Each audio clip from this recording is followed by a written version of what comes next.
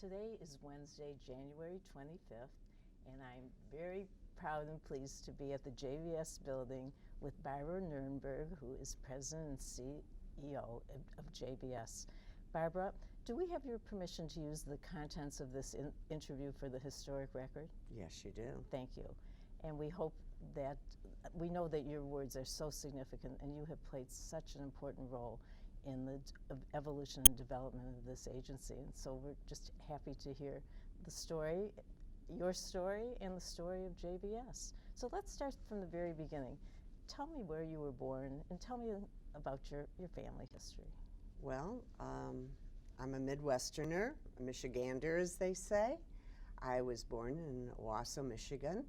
My parents got there because during the war, my father felt he needed a safe place to park my mother, and her family was in the Cleveland, Lorain area.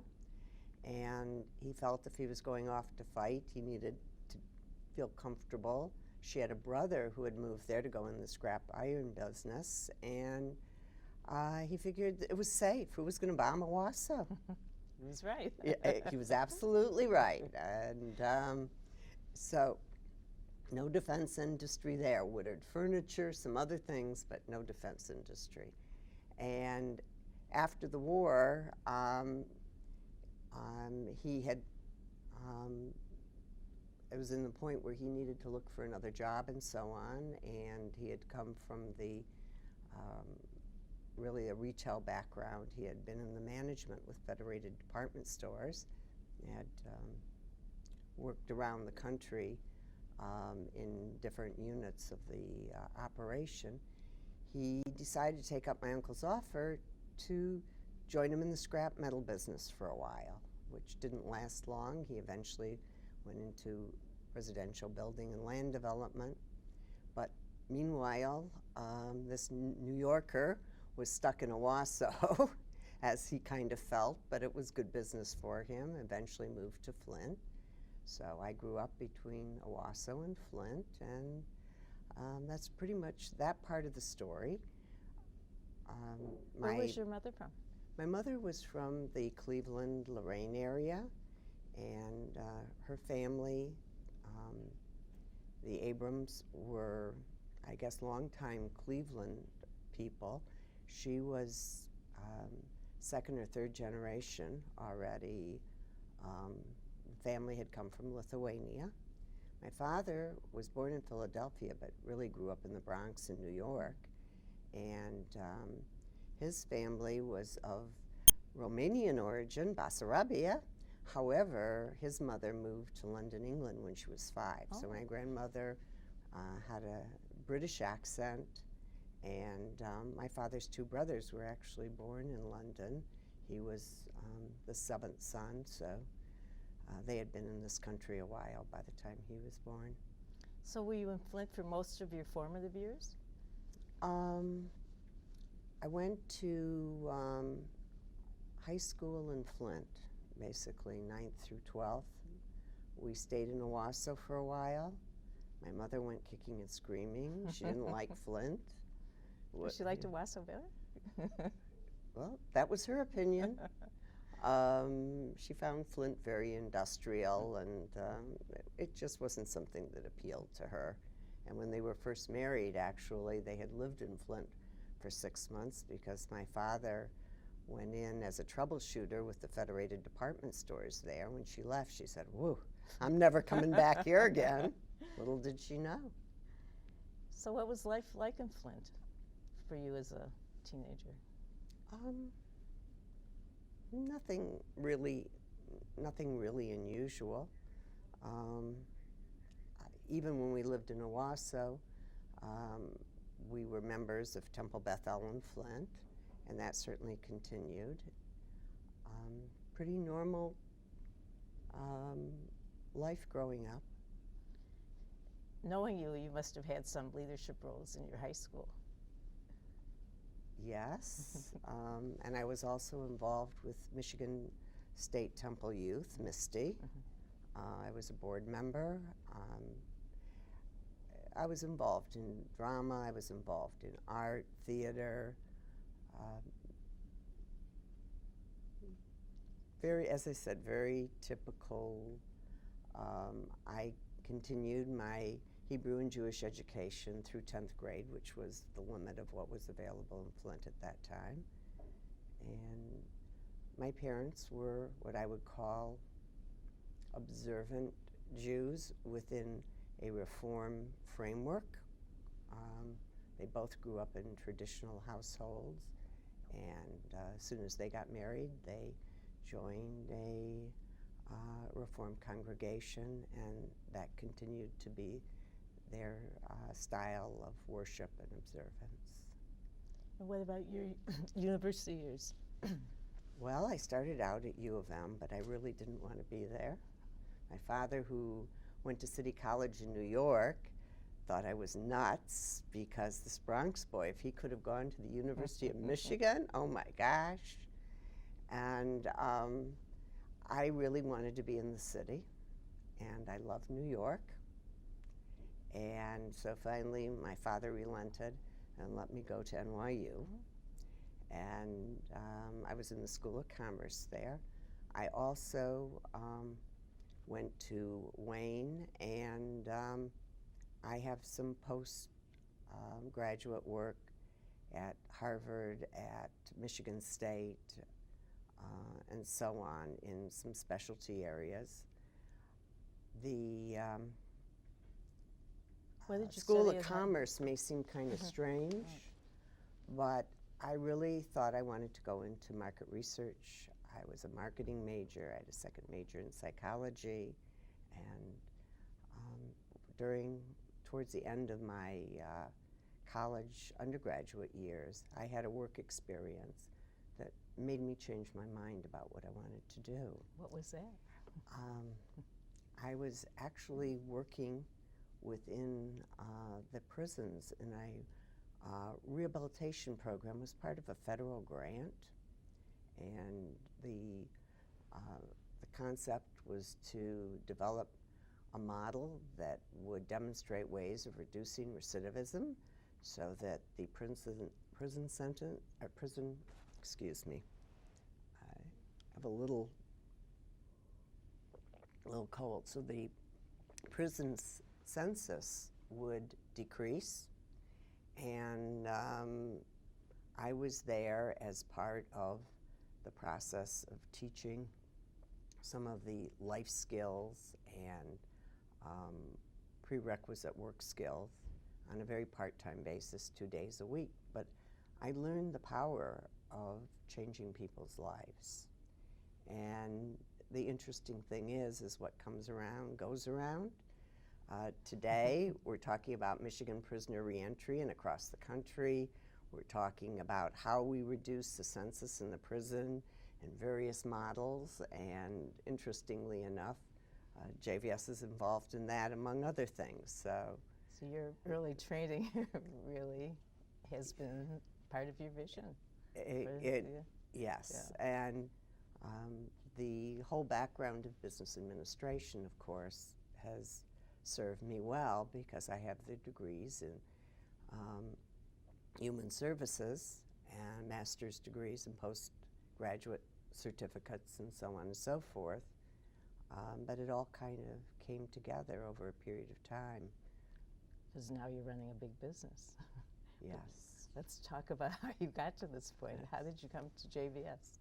Well, I had trained at the VA hospital in Allen Park.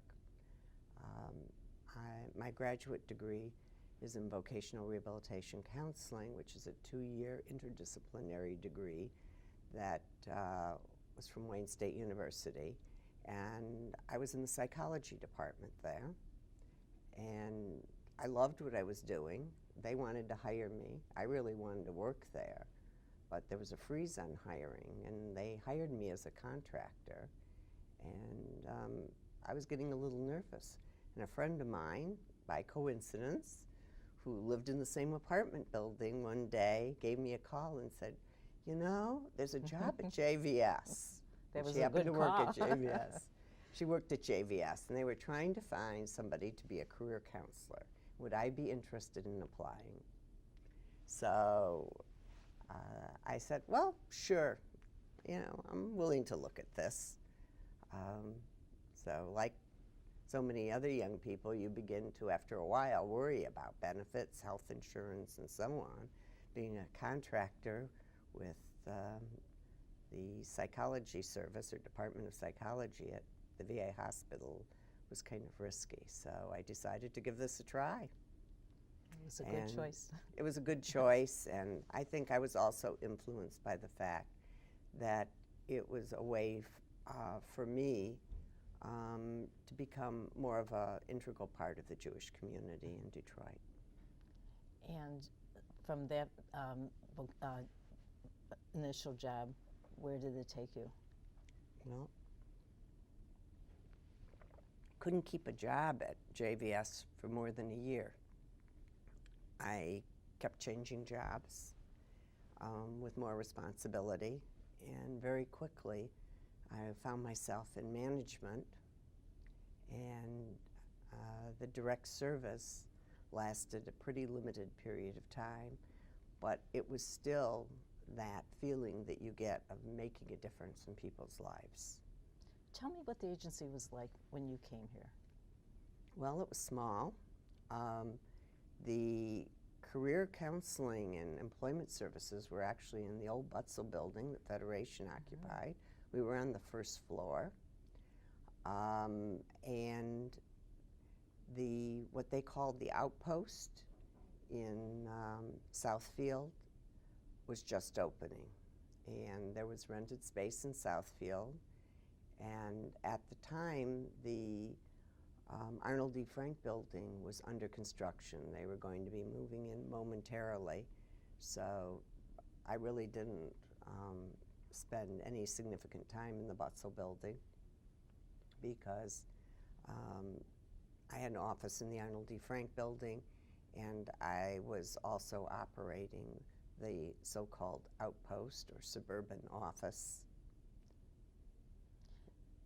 Let's go back to the Butzel building. Is that where the agency first had its start? What is the history of the origin of JVS? Well, JVS started in 1942, or 1941 actually.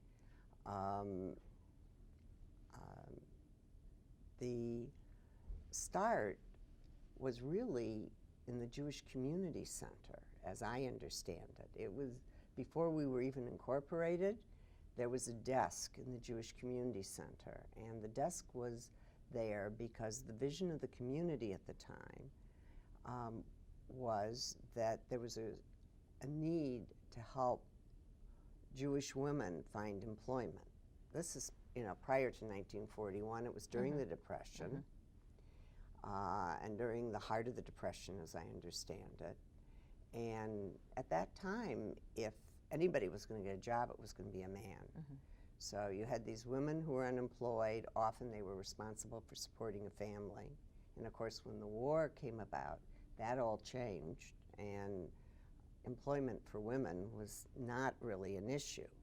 But what became an issue was the career planning for returning veterans, many of whom had their lives and education disrupted by the war. You had the refugees from war-torn Europe, many of them with very significant issues. Some of them were very much employable. Some had mental health issues as a result of their experience during the Holocaust.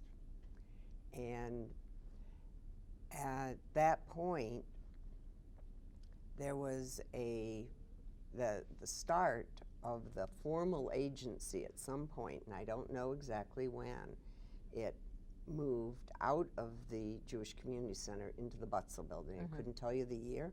My guess would be it would be 1941 when they decided it was going to be a separate agency. And in the early 50s, it was decided that we needed a sheltered workshop. And sheltered workshops, you normally associate them with services to people with severe disabilities, either mental health disabilities or developmental disabilities. However, the greatest part of the impetus was what to do with the Holocaust survivors who were unemployable but needed money, and they needed sheltered work. And when I first came to the agency and I walked through the workshop, and that wasn't the area I was really working in, but you know, I walked through, I needed to understand what was going on. I was in the career counseling and job placement end of the business, which was in a different location. And I looked at some of the people, especially some of the older people in there, and I said, I can't understand why they're here. And their productivity seemed very normal. It didn't seem to be subpar. And I learned very quickly. Not long after I asked the question, one of the participants in the workshop let out a blood-curdling scream, like nothing I've ever heard in my life. And she was reliving suddenly her experience in the Holocaust. She couldn't work. She needed a lot of comfort, assistance, bringing her back to reality from the flashback.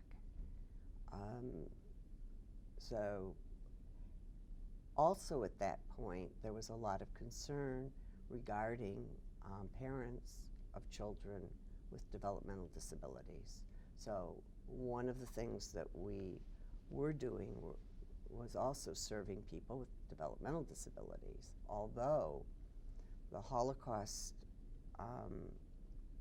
folks continued there really basically until they died. I mean, this was a subset of our resettlement. It certainly wasn't the mainstream. Another part of the early development, and this was really prior to my time, in the early days when we first started serving the Holocaust survivors, we also started serving people with chronic mental illness. And this was really paving the way to a whole new perception of people with chronic mental illness. At that time, as part of a federal study, there were 6 JVSs across the country that participated. On a daily basis, people were taken out of the state hospital, in our case it was Northville, brought to our workshop and provided work to do, and the normal kind of feedback and positive reinforcement you would give to anybody who you were trying to help improve their work skills. Nothing terribly unusual. As part of that study, they discovered that miraculously, people with chronic mental illness, when given the opportunity to work with no change in medication, protocol, treatment, were suddenly significantly better and less symptomatic. This was an eye-opener, and it was the first time, I think, that on a national basis, people began to think about the potential, the vocational or career potential of people with chronic mental illness. And I remember seeing that study when I first came to the agency. It had been done, significantly earlier. But the origins of our working with people with disabilities is directly related to the Holocaust, and it kind of grew from there. And the other branch, the career development job placement, also grew in response to community needs. And originally the workshop was a separate agency, and when you look up on the wall here, you will see names of chairs of the board or presidents, and you will see community workshop or JVS marked underneath their name. It was only later that the organizations were combined. Interestingly enough, there was a single executive director, a single back office, the accounting and everything, but there were separate boards, and they were distinctly separate 501c3s. By the time I came here, of course, that merger was long past, and it was a single organization at that time. But the vocational component, or what we now call career development and employment services, because the word vocational has become interpreted in today's parlance as a trade school or a trade. When Nomenclature changes. Exactly. The word vocational in 1941 It's like retirement. meant a calling. You know, it was not the sense of being associated with a trade or that it is today. When you say vocational, you think of a trade school. So, but the career development and employment services also changed as the community changed. And I think that's really the hallmark of any organization that is serving the community. You need to change with the community and meet the emerging community needs. Otherwise, you become a dinosaur. And I think JVS has done that. And in the very early days, there was the Jewish Scholarship Service. And that was in response to the need for financial aid for Jewish youth. And that was housed at JVS. That was the precursor of what today is known as JELS, or the Jewish Educational Loan Service. There's so many aspects to this agency. Yeah. Barbara, this is a very complicated agency, and I know that it's evolved and changed. What's the focus of JVS today? Well, JVS really has 5 main areas, and today I would describe JVS, and I do describe JVS, as a human service organization. We've evolved from the vocational to the human service. Workforce development, which the original employment services is part of that, but the workforce development, preparing the workforce, job placement, career counseling, the scholarships for youth, as well as other types of career preparation, is one area. The second area is specialized services to people with disabilities. And today, the disabilities that we're serving are broad-based. Some of the services are short-term, some of them are long-term. Besides the vocational assessment and career assessments and training that we do, we also do person-centered planning, which help people live the lives the way they want to live them, and are the main point of contact for many people with disabilities and or their families. Do you work with other agencies,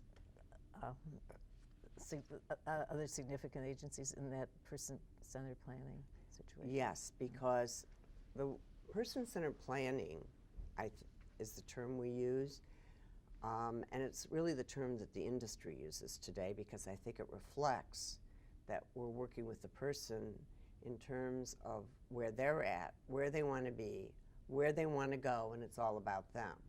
But people used to talk about case management and bringing resources together. Well, we start out and constantly keep in the forefront, what is it that you want? How are you living now? How do you want things different? What needs to change? So on and so forth. And we help them bring those resources together. And we are the catalyst. So yes, we're working with community agencies, we're working with families, we're working with people in the community who could be a natural support system for individuals. You know, the whole kit and caboodle. So we've got workforce development, specialized services to people with disabilities. We have elder care, and we are part of the network of Jewish elder care in our community. And when people say, well, what do you really do? I usually say, think of us as the day program people. It goes from senior volunteer services for people where the average age is 86. Our oldest participant is about to be 101, and it's a man. We have many people in their 90s. All of our elder care programs are to help people age in place and try to keep them out of institutions. And by any name, a nursing home is an institution. None of us want to do that. We all want to age in place, and that's really what we're about. There are memory clubs for people who have memory concerns and issues to help them improve their memory. We have dementia daycare for people with diagnosis of dementia, and both the person with dementia and the family caregiver are really both our client, because if you can't support the caregiver, the whole thing falls apart, even though they may be in our program all day. We also have specialized elder care programs for people with disabilities. We now know that people with Down syndrome, if they live long enough, they have a better than 95% chance of becoming dual diagnosed. By dual diagnosed, I'm talking about Down syndrome and dementia.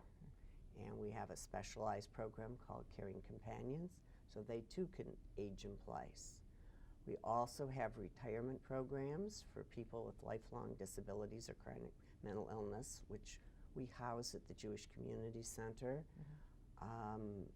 But they're JVS programs that involve recreational activities of their choosing. We have vans, they go out, they go to art fairs, they go to concerts, they go shopping, they go to the movies, whatever, but there's always that base at the JCC, and they can also take advantage of those activities. And this was designed for people who really couldn't integrate into the regular senior programs in our community.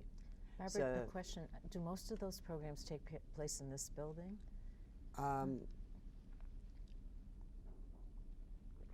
The senior volunteer programs started out around the community for cost containment reasons and transportation reasons. We needed to centralize it. The Memory Club, even though it meets here regularly, we've got the Memory Club on wheels. And we do short-term programs, maybe 6 to 8 weeks at the Jewish Community Center or at different senior housing units. The one at JVS is a group that's an ongoing group that can come either once or twice a week. And but the short-term programs are there, and I think it's just one example of how we've tried to integrate services throughout the agency, and we have certainly done that in other areas also, which we can talk more about later, what some of the locations are and collaborations are. The Dementia Day program is at 2 locations. It is in this building, which is the Rose and Sidney Dean building, and it's also in collaboration with Jewish Senior Life in a special addition to Fleischman. Besides senior programs, we also have specialized programs for youth, which range from your educational and career counseling, which go way back, to specialized programs for at-risk youth or youth with disabilities to transition from school to work. In fact, we're part of a national model called Project Search right now, and we are working with a group of students at the Troy Beaumont Hospital with job coaches there, and their classroom teachers are also at the hospital, so they spend the whole day there. They're getting the work experience through JVS, and they go into a conference room and do their classroom work right on the premises. But that's not the only model of school to work transition that we use, but that at the moment is the latest national model. We also work with the Jewish Community Center. We have a collaborative program, Teens All Together, for youth with disabilities who've aged out of day camp but are really not prepared to go into some of the older teen programs, and their peers are no longer still at the JCC, so there's a special recreational component that's combined with work experience. And again, we're using job coaches, and these teens are getting their first summer jobs, so to speak, but also partaking of certain recreational activities through the JCC. And that program has been spectacularly successful and met a unique need in our community. But I could go on. There are a variety of youth programs that we have been involved with. And last but not least, and I put it last simply because it's probably the latest major component that's been added in, and that is financial literacy and affordable housing. And that really started about 10 years ago in 2002, when there was really a need for help with down payment assistance. And we were doing it here in Oakland County, and we also began to be part of the Empowerment Zone programming, which the Arnold D. Frank building in Detroit was right in the middle of the Detroit Empowerment Zone. And we were using HUD funds to help people obtain home ownership, provide counseling, and helping them qualify for mortgages, and as appropriate, providing the down payment assistance. That began to morph into the area of housing counseling, because we began to have people who came to us, and this mortgage business is confusing. I'm not sure what I should be doing. I'm getting these papers. I don't know if this is right. And we began to formally do pre-purchase housing counseling, which began to morph into financial literacy. And as things got bad in our community in 2008, and otherwise well-educated people were making some serious financial mistakes, or mistakes that they had made a long time ago were suddenly catching up with them, there was really a need for helping them sort out what to do next, helping people, if possible, save their homes if they were getting close to foreclosure, credit repair, budgeting, because often people had very reduced incomes at that point, very different financial circumstances. And from there we began to say, you know, this is a lesson learned. Maybe we need to do proactive financial literacy through various types of interesting, catchy seminars. So now we are serving a significant number of people in this area, and we've also integrated the financial literacy with many of our employment programs, because if people are distracted by their financial issues because they've been out of a job for a while and they're having issues, they're really not good job seekers. And we began to integrate a certain amount of financial literacy programming into certain employment programs at the same time. You must have a very large staff, and you're managing all. Well, we served over 19,000 people last year, close to 20,000. You know, many years ago, JBS board made a decision. We started out as a totally sectarian agency. We only would serve the Jewish community. Very early on, I'm not sure the exact date, but you know, probably late 40s, the decision was made to serve people on a non-sectarian basis. What had initially been identified as a Jewish community problem, unemployment, they suddenly realized was a community problem. And the recognition was also that by serving people from all walks of life and not restricting who we would serve, we would really increase our capacity to serve the Jewish community. If you think about it, if you're only serving the Jewish community, you're not eligible for governmental funds. Many employers don't want to deal with you because there are issues in terms of equal opportunity and so on and so forth. So it really opened up our services and made us be much more effective and allowed us to do more within the Jewish community. And certainly as the number of people with disabilities increased, the ability to serve this population would have been very hampered without governmental monies, because the cost per person served is significantly higher than a person without a significant disability. So we have are really now serving the Tri-County area. Our mission is Jewish to the core, and certainly there are specific programs within the organization that are targeted to the Jewish community, but we are involved in the wider community effort. And as I said at the beginning, for instance, the Michigan prisoner reentry, we are certainly part of that. And we've been part of other community initiatives. The areas of workforce development or employment, the area of disability, the area of serving refugees,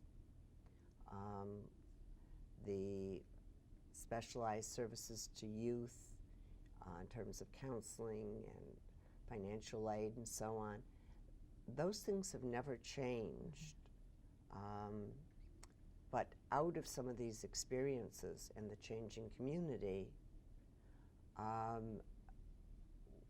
we have evolved. And for instance, the dementia daycare is dealing with people with disabilities and their families. It's a different disability, but we've been dealing with people with chronic mental illness, with developmental disabilities, with physical disabilities, with industrial injuries, with late onset of certain chronic disease, and so on. The dementia daycare was a natural evolution. And many of the services to the seniors, especially, and our group is really the older end of the senior group,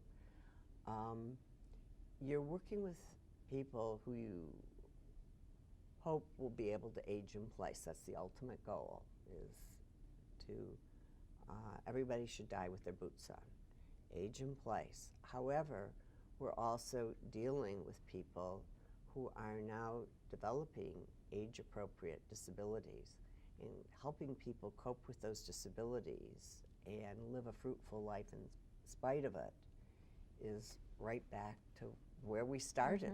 Whether it's a younger person, an older person, the core issues are very much the same. Change. Yeah. So what kind of a budget do you have these days? Our budget is around $21 million. Over the last 5 years, it has varied. It's been a little lower. It's been higher. A lot of the variance has depended on availability of certain government funding. Also, there are times where we are given a lot of client support services, which is wonderful, or dollars for client support services, where we can buy training for people. And there have been times where we've had budgets that were $2 million to pay for training for people who met certain government criteria. We could literally say, oh, you want to become an LPN? Okay. We'll help. And you meet the government qualifications, you've got the prerequisite skills and education, we can help you. We're going to give you a grant, or the school a grant to pay for your tuition and maybe books or whatever. Right now, in our economic environment, that kind of flow-through money just isn't available. What I call flow-through money, that's client support services. So a lot of that has impacted our budget up and down. Although our staff size and has been fairly constant, and there has not been a great deal of change there. Who are some of the people that influenced you as you made your journey through the JVS? Well, I would say the greatest influence was my predecessor, Al Asher, who I'm proud to call my mentor. He's still in the community, and he has. He was a wonderfully skilled and gentle man who took great pride in helping staff develop, and I worked side by side with him for many years. And what is your leadership style? Who are you grooming at this point? Well,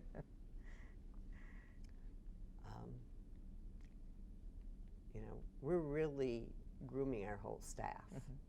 I will tell you that. We are looking at succession planning. We are looking at staff development. We feel it's absolutely critical. And in fact, we have an internal training program called EDGE that I can't begin to tell you the number of training modules, and they're geared to people at different levels with different needs. There's training for management, there's training for line supervisors, there's training for staff in various disciplines, and it's much cheaper than having to pay to bring it in-house, although obviously for some people we do send them to conferences, we may pay for college classes or whatever, but by and large we've taken that very seriously, our staff development throughout the agency. My leadership style, I think it's best described, although it may sound pretty trite, is leading by example. And I never ask anybody to do anything I'm not willing to do, whether it is one of my board members or one of my staff. And I feel that that's critical, and everything else is pretty much commentary. Of course, I'm in this day and age, team building, people working together, getting rid of silos within an organization, those are all critical. Certainly, I'm about that and try to promote organizational structures as well as an environment that creates agency-wide teams. But the real core is don't ask anybody to do something you either haven't done or aren't willing to do. And you mentioned your board. How do you interact with your board? What is their function at this point? Well, the board is really our governance and our policy setting. And we have what I would call a corporate structure. I'm the president CEO. The head of the board is chair of the board. And they're a policy-making board. They're a fundraising board. They are a fiduciary board. They carry out all the other basic corporate board functions that you would expect. I'm the only employee of the board, and then I am empowered to employ everybody else. The organization, the board itself, is divided into a number of committees to get the work done. And we really have, based on best practice, taken the position that although Sarbanes-Oxley Act only has 2 provisions that really apply to not-for-profit, that the best practice among larger not-for-profits is to follow Sarbanes-Oxley. So we have an audit committee, we have corporate compliance programs that are very formal, and so on and so forth. And I think in this day and age you would expect to find that in hospitals and universities and other large organizations. Are you attracting a lot of young people to your board? Yes. Oh, that's good. And I would say that we have a nice mix of ages from early 30s on up. That's good. Barbara, what is your wish list for this organization? What is your vision? What would you like to see happen in the next 10 to 20 years if you had unlimited funds? Well, unlimited funds.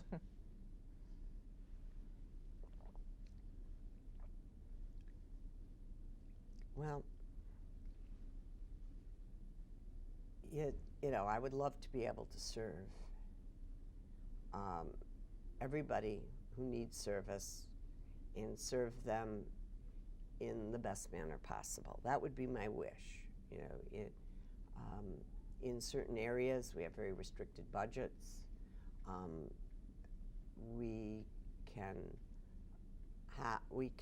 serve them and serve them well, but there's more that could be done. And for instance, one of the things I mentioned were money for services, whether it's educational services or gas money for somebody who's unemployed, to be able to go to job interviews and come here for services without worrying about whether they're going to be able to feed their family. I mean, that's always a wish of anybody that runs a human service organization, to be able to give everybody the maximum amount of service, do the most for them possible. That probably will never be. However, I think that the agency has set a pattern that I certainly hope will continue. It's really a couple of patterns. One is that as our community changes and needs move on, we stop doing what isn't needed, we start doing what is needed. Best example I know is during the Vietnam era, as part of our career counseling, we did draft counseling. I mean that of course would be ludicrous to continue, but often agencies continue to hold on to things that aren't necessarily needed, and we have not done that. We have evolved our services. We also have evolved into an organization that is extremely collaborative and works very closely in order to maximize the impact of community dollars. And I would hope that would continue. For example, for several years now, we have a career counselor that is housed 3 or 4 days a week at Jewish Family Service in West Bloomfield.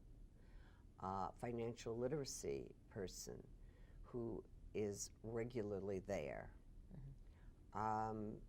We have now, with the help of United Way, extended this model, and we have just started at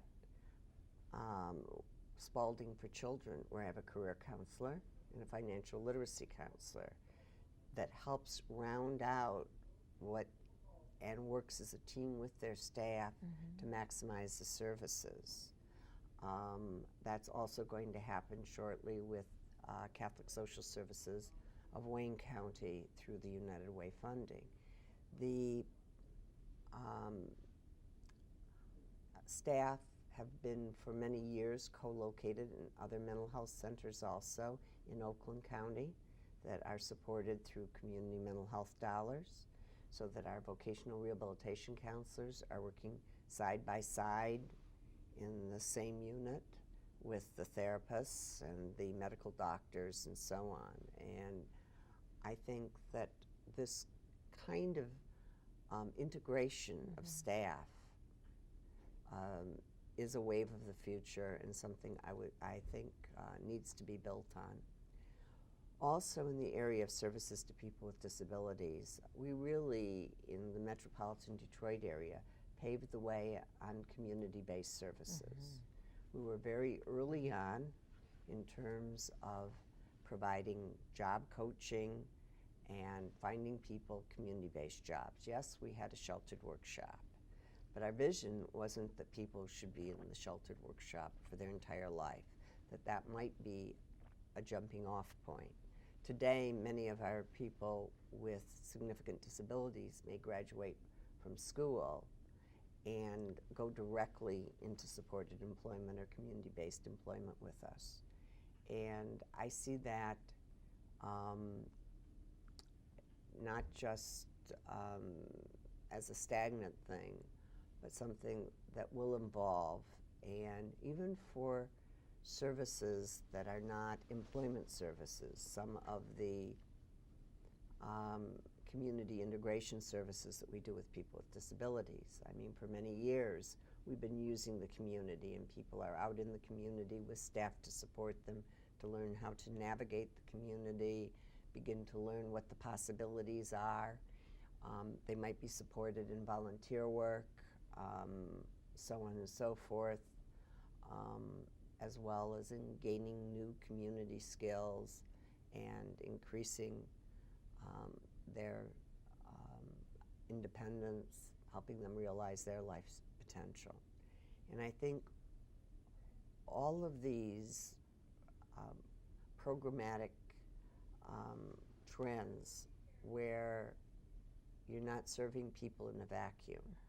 When I first started in the field, yes, there were interagency referrals and people went back and forth, but it wasn't really the level of integration of services. You know, even 25, 30 years ago, we were already regularly meeting with JARP to make sure that the services that we were each providing to our joint clients were completely integrated. That was very much ahead of the scheme. Today, that kind of thing is standard practice in working with people with disabilities. But we've always felt that that jointly you can create much more that you could on an individual basis. And trying to become an expert in everything. You can't. Yeah, no, you really can't. And so that the benefit to the individual Yeah. is just so striking. Exactly. We see it with our JAR clients. It's just so, it's amazing what you've done over the years to make people independent. Well, thank you. And the community really admires you for your work. Thank you. We're getting to the end of the interview, and we didn't talk about your life outside of JVS. And I know what a busy lady you are, but I know you have a life as well. So do you want to talk about your family? Well, yeah. You know, first of all, I'm a volunteer too. I'm not just a professional. I've been a volunteer in the community. I've been on my Temple board. I'm on the Workforce Development Board in Oakland County. I'm on several other local advisory boards. I believe that volunteerism is important, and once again, you know, you lead by example. And my personal life has changed a lot over the last few years. I have a daughter, Leah Nurenberg, who hopefully will return to Michigan. I don't know. Let's like hope a lot so. of parents. Right now she's in Syracuse, New York, at Syracuse University. And we will see. And you know, she's 25 years old and you know, still not settled really in her life. She's still figuring out exactly who she wants to be. And I was married for over 30 years to Don Nurenberg, and 4 years ago he suddenly passed away. And yeah, so that has been certainly a change in my life in recent years. Is there anything we didn't mention, that we didn't talk about, that you would like to? Oh, what would... We pretty much covered the waterfront. Yeah.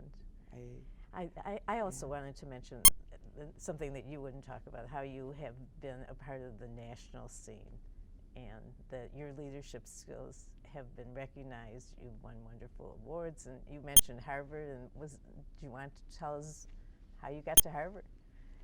Well, the local Harvard Business Club, a number of years ago, developed a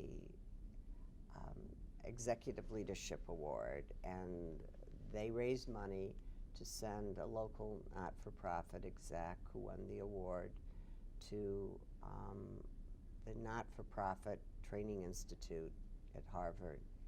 And I think I was the third person in Detroit to receive that award. And it was not only a great honor, and at that time, you also had to come back and talk to the club at a dinner, which was somewhat intimidating when it was filled with the likes of people of Bob Lutz and Rick Wagner's stature, and but it was certainly an experience that helped pull together everything that I knew and helped me bring it to another level, and look at things in a more theoretical way, which I think brought value. I've also had some other experiences that are postgraduate work that I think have brought a lot of value to the table.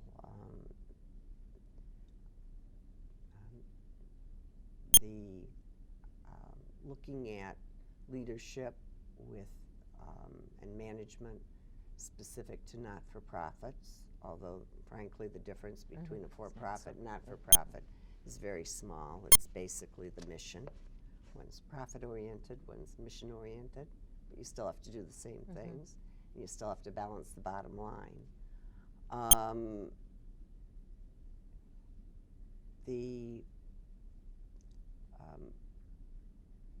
The other value that was very interesting to me very early on, Al Asher, my mentor, sent me to what was then called the University of Judaism in LA. And that also gave me a broader perspective of the Jewish community. I knew the Detroit Jewish community, basically. And I'd lived in other communities as a kid or a college student, but looking at the framework of the Jewish community and where we came from, where we're going, or where they thought we were going at the time, excuse me, that was also very helpful. We didn't mention your role vis-a-vis Federation. What is that? Well,